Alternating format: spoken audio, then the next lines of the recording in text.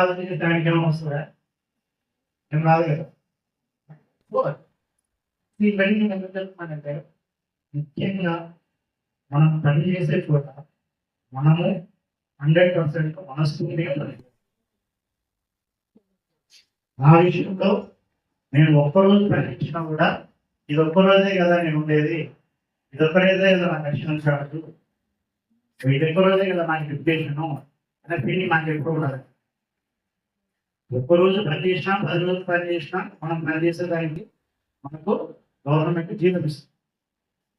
So మనం పనిచేసే చోట మనం 100% మనస్సు పెట్టి పని. తర్వాత మనం చేసే పనిలో ప్రతిరోజు 1% అన్నా డెవలప్మెంట్. ఈరోజు చేసేదానికి రేపు, రేపు చేసేదానికి మర్నాడు డెవలప్మెంట్ ఉంటుంది. ఆ విధంగా మీరు చేసినట్లయితే మీరందరూ ప్రొఫెషనల్ లైఫ్లో సక్సెస్ అయ్యారు.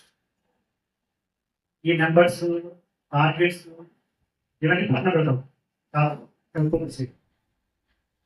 ఇప్పుడు మీరు బీపీఎం అంటే చిన్న పోస్ట్, చిన్న ఉద్యోగం. బీపీఎం ఉద్యోగం ఎవరన్నా అనుకుంటున్నారా? చిన్న ఉద్యోగం చెప్పాలంటే అందరికన్నా పెద్ద ఉద్యోగం బీపీఎం. ఈ గవర్నమెంట్ మన డిపార్ట్మెంట్ సర్వీసా, బిజినెస్